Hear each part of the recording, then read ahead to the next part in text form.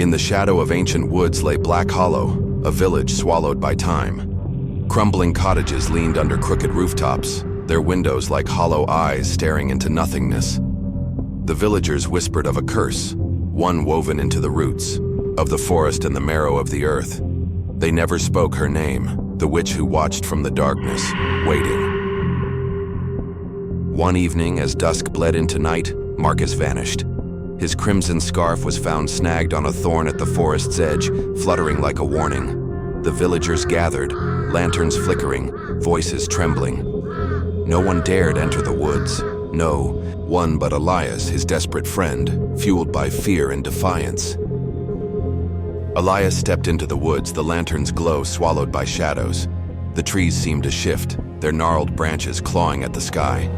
Whispers slithered through the air, voices too faint to be real, yet too clear to ignore. The deeper he went, the colder it grew, as if the forest itself had no heart. Elias found strange symbols carved into tree trunks, oozing sap like blood. Bones dangled from branches, strung together with hair. His lantern flickered as a cold wind whispered his name. Fear gripped him, but Marcus's face burned in his mind. He pressed on, guided by the witch's cruel breadcrumbs. Hidden among the trees stood a crooked cabin, its door ajar, creaking softly. The air smelled of rot and ash. Elias stepped inside, lantern casting trembling light on walls etched with more symbols. In the corner, a bundle. Marcus's scarf wrapped around something that moved, breathing. A shadow unraveled from the darkness. The witch. Her face was a tangle of scars, eyes black as pitch, teeth sharp and stained. She spoke Elias's name like a curse, voice slithering into his mind. "What will you trade for him?" she hissed, fingers like roots reaching out. Elias's heart thundered.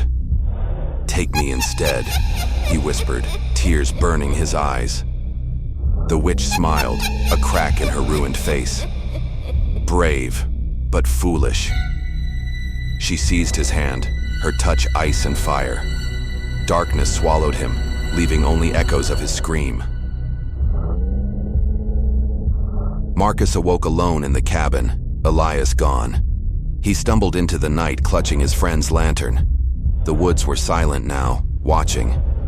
He never spoke of what happened, but the light in his eyes died that night, leaving shadows that never faded.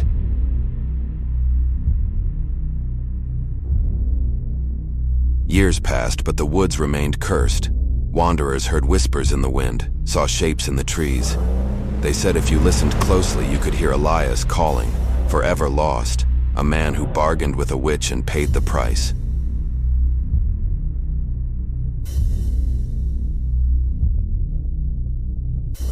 Deep in Black Hollow's woods, the witch waits. Her curse, a hunger never sated. She feeds on fear, on bargains made in desperation. And if you stray too far into the dark, she'll be waiting for you too. Just listen. She knows your name.